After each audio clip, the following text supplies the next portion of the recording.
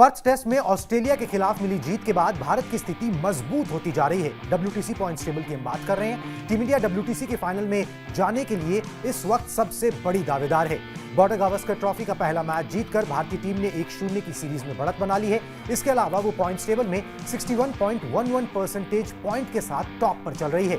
रोहित शर्मा की टीम के पास अब 4 मैच बाकी हैं। अगर वो ऑस्ट्रेलिया के खिलाफ टेस्ट सीरीज जो है 5-0, 4-0, 4-1 या फिर 3-0 से भी कब्जा लेते हैं तो फाइनल की सीट पक्की हो जाएगी। सीरीज को 3-0 से जीतने के बाद भारत के 62.28% पॉइंट हो जाएंगे।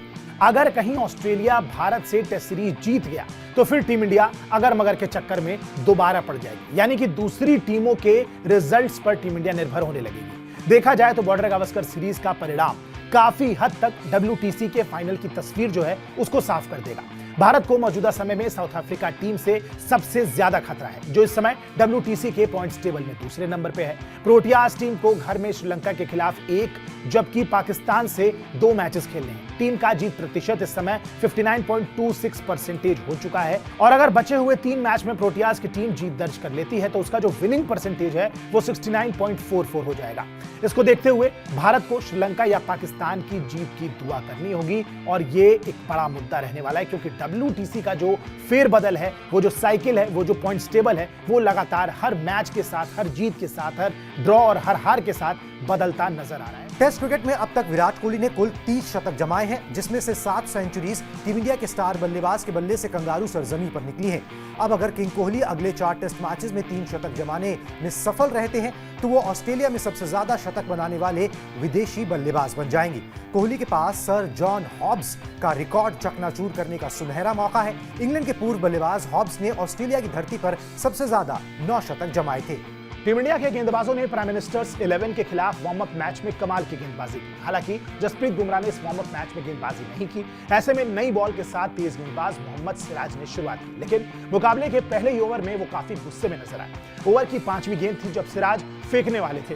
उससे पहले मैट रेनशॉ अचानक विकेट से हट जाते हैं, जिसके चलते सिराज को बीच में अपनी गेंदबाजी रोकनी पड़ती है। दरअसल साइड स्क्रीन की कुछ गड़बड़ी के कारण मैट रेनशॉ ने सिराज को रोक दिया।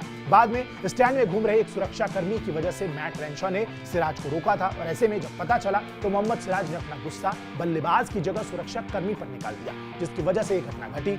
उन्होंने सुरक्षा कर्मी पर चिल्लाते हुए कहा कि ये भाई गार्डन में घूम रहा है क्या। सिराज की इस टिप्पणी के बाद फैंस को रोहित शर्मा की याद आ गई, क्योंकि ये ओरिजिनल डायलॉग रोहित शर्मा का ही है। चैंपियंस ट्रॉफी का आयोजन अगले साल होना है, लेकिन अभी तक उसको लेकर तस्वीर साफ नहीं है कि टूर्नामेंट होगा कहां। हाइब्रिड मॉडल पर तैयार हुए पाकिस्तान की एक नई डिमांड ICC मानेगा या नहीं, इस पर भी सवाल है। पाकिस्तान क्रिकेट बोर्ड ने हाइब्रिड मॉडल अपनाने की बात करते हुए कहा कि ICC से रेवेन्यू बढ़ानी होगी एक तो हमारे लिए, दूसरी ओर उसने ये भी कहा कि 2031 तक अगर भारत में होने वाले जितने भी ICC के इवेंट हैं वो हाइब्रिड मॉडल पर हो, यानी कि हम इंडिया अब नहीं जाएंगे 2031 तक। सवालों से भरे इन हालातों के बीच अब पाकिस्तान के पूर्व तेज गेंदबाज शोएब अख्तर ने एक भड़कता तड़कता बयान दे दिया है। उन्होंने हाइब्रिड मॉडल अपनाने के बाद रेवेन्यू बढ़ाने की मांग को जायज ठहरा दिया। शोएब अख्तर ने कहा कि भाई पाकिस्तान की टीम क्यों नहीं जाएगी इंडिया, उसे जरूर जाना चाहिए। अख्तर ने कहा कि ज्यादा रेवेन्यू मिले, इस पर पाकिस्तान का फैसला एकदम सही है, लेकिन अगर भविष्य में भारत जाकर ICC का टूर्नामेंट खेलने की बात है तो मुझे लगता है कि उस पर पाकिस्तान को पीछे नहीं हटना चाहिए, उसे दोस्ती का हाथ बढ़ाना चाहिए, वहां जाना चाहिए। उन्होंने कहा कि इंडिया जाओ वहीं खेलो और उन्हें वहीं मार के आओ।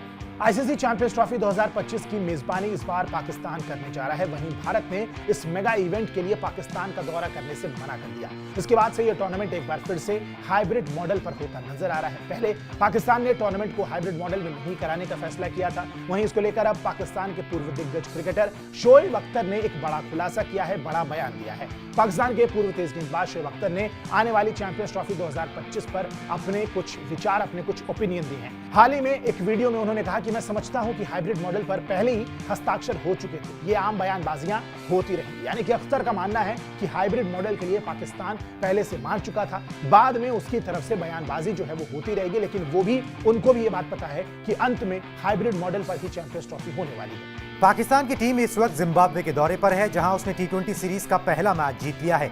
पहले T20 में 57 रन की जीत ने पाकिस्तान को सीरीज में 1-0 की बढ़त दिलाई है। इस मैच में पाकिस्तान के तेज गेंदबाज हारिस राउफ ने एक बड़ा रिकॉर्ड भी अपने नाम किया। हारिस राउफ ने जिम्बाब्वे के खिलाफ पहले टी20 मैच में 3 ओवर की गेंदबाजी की, 17 रन देकर 2 विकेट झटके। इन 2 विकेटों के साथ वो टी20 इंटरनेशनल में पाकिस्तान के सबसे सफल गेंदबाज बन गए हैं। टी20 इंटरनेशनल में मतलब वो सबसे ज्यादा टी20 इंटरनेशनल विकेट लेने वाले पाकिस्तानी गेंदबाज बन गए हैं। इस मामले में उन्होंने शादाब खान का रिकॉर्ड तोड़ा। हारिस ने सिर्फ 76 मैचेस में 109 विकेट चटका लिए हैं। जायडन सील्स ने बांग्लादेश के खिलाफ पहली पारी में 15.5 ओवर गेंदबाजी करते हुए 10 मेडन फेंके और 5 रन देकर 4 विकेट अपने नाम किए। इस दौरान उनकी इकॉनमी 0.31 की रही, जो कि मेंस टेस्ट क्रिकेट में 1978 के बाद दर्ज हुई सबसे बेहतरीन इकॉनमी है। इससे पहले यह रिकॉर्ड भारत के तेज गेंदबाज उमेश यादव के नाम था, जिन्होंने साल 2015 में खेले टेस्ट मैच में साउथ अफ्रीका के खिलाफ 0.42 की इकॉनमी के साथ गेंदबाजी की थी। उमेश ने उस मैच में 21 ओवर गेंदबाजी की थी, 16 मेडन फेंके थे, 9 रन देकर 3 विकेट चटकाए थे। लेकिन उमेश के रिकॉर्ड को जायडन सील्स ने तोड़ दिया। केकेआर ने सबसे महंगा खिलाड़ी 23.75 करोड़ रुपए में खरीदा। उसने ये रकम वेंकटेश अय्यर पर लुटाई। इतनी बड़ी रकम खर्च करने के बाद ऐसा लगा कि भाई कोलकाता नाइट राइडर्स की टीम को उनका कप्तान मिल गया है। खुद वेंकटेश अय्यर भी रकम मिलने के बाद दिए गए इंटरव्यू में अपने कप्तानी के इरादे जता चुके थे। लेकिन अब खबर कुछ और आ रही है। खबर है कि केकेआर वेंकटेश अय्यर को नहीं बल्कि एक ऐसे खिलाड़ी को कप्तान बनाने के इरादे से उतरने वाली है जिसको वेंकटेश अय्यर से 22.25 करोड़ रुपए कम मिले हैं। केकेआर के नए कप्तान के तौर पर अजिंक्य रहाणे की ओर देखा जा रहा है। कोलकाता नाइट राइडर्स ने अजिंक्य रहाणे को उनके बेस प्राइस पर ही खरीदा था, जो कि 1.5 करोड़ रुपए थी। रहाणे इससे पहले सीएसके का हिस्सा थे, जहां उन्हें रिटेन नहीं किया गया। रहाणे के पास आईपीएल में Rajasthan, Mumbai Indians, Delhi Capitals, rising Pune super giants और सीएसके में भी कप्तानी करने का अनुभव है। ऐसे में केकेआर अगर उन्हें कप्तानी देने का मन बना रही है तो जाहिर तौर पर उनका अनुभव बहुत काम आएगा।